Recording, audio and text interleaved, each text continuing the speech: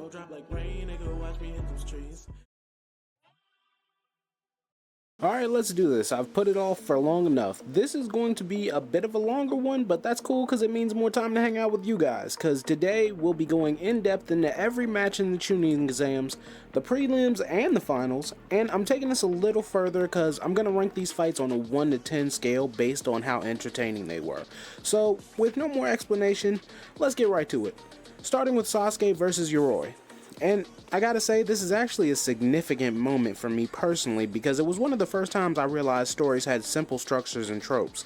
Now, I didn't know what to call them, but I was very sure that it was a weird decision to start a tournament arc with one of the most anticipated and main fighters fighting a nothing nobody, and even with Sasuke's curse mark, that seemed like something that could have either been dealt with temporarily for the match or could have waited it out, and the former is sort of confirmed when right after the match Kakashi seals the curse mark as a temporary fix.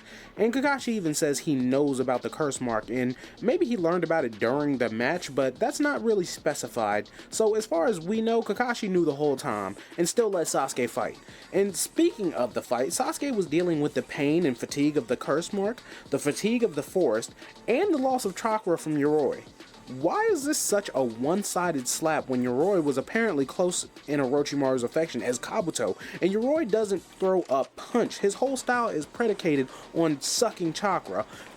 But then what? And I mean, if he completely drains them, they may die, but just for SNGs, let's say they don't. Then what?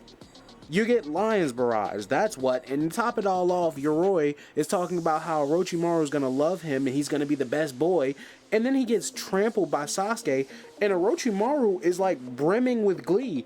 And even first watch as a 10-year-old, I could have bet you money Orochimaru wouldn't care at all, and would even be happy you just got killed by an ailing young boy in front of a bunch of no-name kids, in front of a bunch of full-fledged leaf ninja that you should have been on par with, and your own jumping for joy, lack of a better word, sensei. It was just a win in every sense for Sasuke, and I gotta give that a solid 7 open-toed ninja shoes out of 10.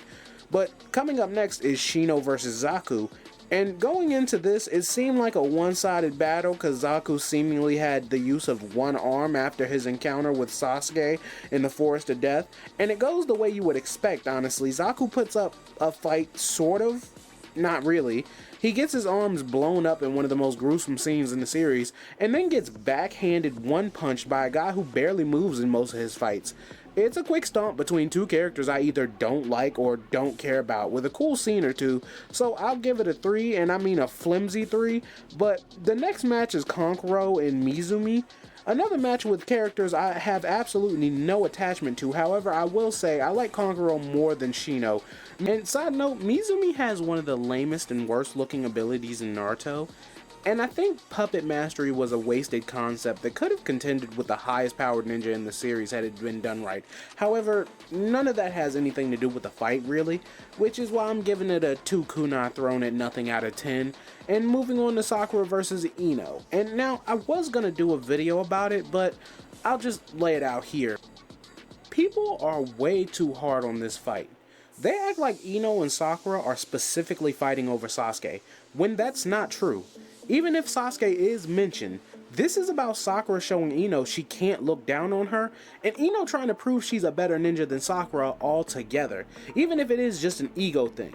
Not to mention this is a sanctioned random matchup, they didn't pick this for themselves. And on top of all this was a pretty good taijutsu display from Ino, whose fighting style is completely opposite of taijutsu, and a Sakura who's had no training at all, much less her physical and medical training from Tsunade, and the fact that it was the only draw in the entire exam is probably my biggest gripe, because I would have given it to Ino just based off of how much more experienced she was in her own fighting style. So, in conclusion, stop reducing this fight to two girls fighting over a boy, just because they like the same boy. Sakura versus Ino gets a whopping 6 superpowered child soldiers out of 10. Next up is Tenten versus Temari, and I'm sorry for as one-sided and as quick as this fight is, it's fairly entertaining watching Tenten just throw unrealistic amounts of ninja tools in an open space at a single non-moving target and miss like she is literally blind. and Temari showing how strong and ruthless she is, but also not evil, as she could have full-on killed Tenten here. It's a super quick fight, but it's pretty fun. I give it a light and most likely orphan 7. Next up is Shikamaru versus Keen, and I gotta be real, this fight always bored me out of my mind because Shikamaru has her dead to rights for most of the battle and takes her out with something as stupid as a self-inflicted bonk on the head. And I think that's my problem with most of Shikamaru's fights. He usually gets his opponent in the shadow possession very quickly, but then he continues to strategize even though there's an obvious simple answer, usually just throw a kunai, considering his clan specifically wears their ninja pouches in non-traditional places for that very reason. Also, I personally think this is the first match we see with a very obvious conclusion. Like, I don't think anybody thought Shikamaru was going to lose, and it wouldn't have really meant anything if Keen had won, because 1, she would have gone on to get stomped bad in the finals, and 2, she ends up a sacrifice for the reanimation jutsu anyway. It's not a very compelling fight. I give it a smig ol' 3 out of 10 evil snake dudes. Next up is Naruto versus Kiba, and I've talked about this fight before in my most disappointing fights video, but to add on to that here, Naruto at this point in the story has a really rudimentary and off-the-cuff fighting style, and not in a good way, because at this point, Sakura has a more fluid fighting style, and that's saying something. On top of that, because Naruto's strength has to be ambiguously in the middle somewhere, he can't fight a Ino or a one-off sound ninja, because even if he won, he'd still look weak, unless he stomped them, which wouldn't have been very interesting. And he can't fight a Gaara, Lee, or Neji yet because they're slated to be top-of-the-class fighters, and Naruto just can't win against them yet.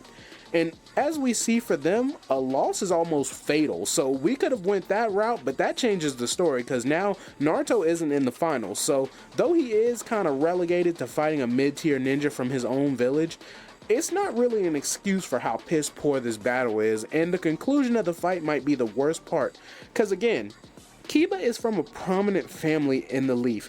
They're competent ninja. You'd think bad smells wouldn't be such a problem for him, but it paralyzed him long enough for Naruto to make clones, position them, and then execute a worse form of Sasuke's match-ending move.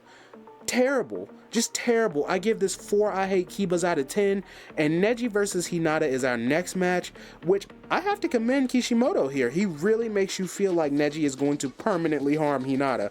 And pre-pain, she really isn't all that significant, even with her crush on Naruto. And I hate to say this, but this fight kinda soured me on Neji.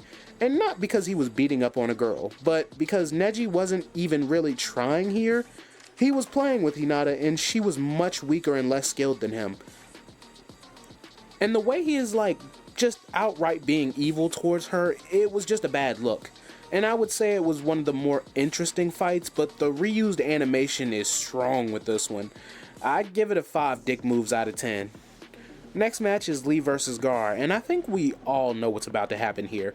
You've all seen this fight, and it was probably what got you into Naruto. It's one of the defining fights of the series and is in the top 10 of things you would show someone when introducing them to anime as a whole. But because they do that stupid shit at the end, where Gaara somehow turns into a shell while not being anywhere else, and then saying we didn't see it because God closed his eyes to pray, I'm sorry dog, I can only give it a 9 destroyed ninja careers out of 10. And our last preliminary fight is Dosu versus Choji, and this is the shortest, dumbest waste of time this arc has to offer. And it's why no one believes you when you say Choji is the physically strongest in the Leaf Village all the way in Boruto. So, I hate it. It sucks. All the bad things, I give it 1 last chip out of 10. And with that, we can move on to the finals, but before we do, I just want to mention that Dosu is killed by Gaara during the waiting period, so he's out. Now, let's start with match 1, Naruto versus Neji. And again, we're starting the action off with the highly anticipated main character, but it worked last time, so if it ain't broke, don't fix it. But I think this is truly one of those moments where something plausible happens, and it makes the outcome not plausible. Like, it's plausible Naruto would call on the Nine-Tails and Kurama would oblige and give him that chakra amp. But it's not plausible that Neji wouldn't have seen Naruto underground with a QB amp. It's just not possible, especially considering an arc later, Neji has 360-degree vision. But even doubting that, Neji literally does a maneuver that not only did he do earlier in the match that would have completely dodged Naruto's attack, he did it with less time to react. So what am I supposed to lean on to believe Naruto wouldn't have gotten a quick whack back into the ground from a dude who was supposed to be underdogging Sasuke? It's a real unreal set of events, and I'm gonna have to give it a 6 nonsensical wins out of 10. But next up would be Gaara and Sasuke. But Kishimoto knows better than to front load the arc like that, and Sasuke is late, so his match is postponed. And the next match is commenced, which is Kankuro versus Shino. But again, this match is skipped because Kankuro forfeits.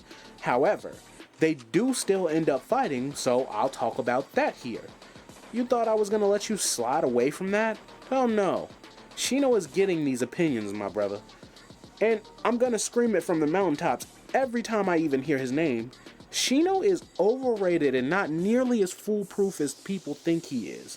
That being said, Shino is cool as hell, and he isn't a chump, but neither is his opponent, because Kankuro is stiff, but deceptively smart. Like, I never hear anybody talk about this, but having your puppet transform into you and carry you into battle as if you're the weapon is amazing tactics. And it means anytime Kankuro even suspects a battle is afoot, he's making the switch knowing most ninja will try and attack him directly most of the time, which is a gamble, but not that much of one considering he's on the puppet's back, so essentially it doubles as a shield.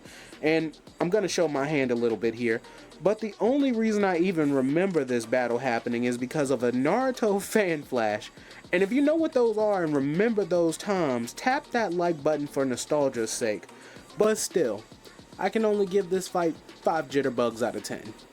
Next up is Shikamaru versus Temari, and this is a brief exchange in which Temari forgets she has literal monsoon levels of wind at her disposal, and Shikamaru forgets the goal is to win. All around just a bad show. 3 why didn't she just blow him away out of 10?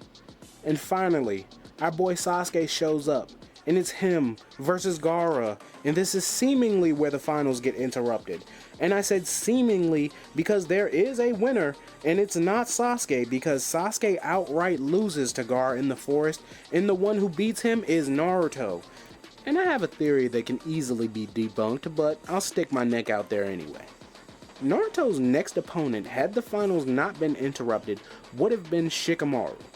So I lightly think that Kishimoto moved up the Leaf Invasion because he had no idea how Naruto would beat Shikamaru without resorting to either the same amp Naruto had against Neji or the same amp he had against Gaara. And he can't use either one of those twice in a row, and he definitely can't have Naruto get 3 amps back to back, with one being for Shikamaru of all people. And again, that's just a little mini theory I have no stake in, but it makes sense. However, because we never get Naruto versus Shikamaru, I'll just rate Sasuke's battle with Gaara a 7 overused Chidoris out of 10, and Naruto's a 8 devastating headbutts out of 10. And that's every match in the chunin exams. What'd you think of my ratings? What would you change? Let me know down in the comments, and while you're poking around down there, hit the subscribe button and like for engagement. I hope you enjoyed the video, because I appreciate you watching, and until next time, peace. That thunder on me clap, make a nigga think before he act. Have a nigga dying on his back, then we double back. Shooters leaving rubber where you at, that's why niggas never wanna match.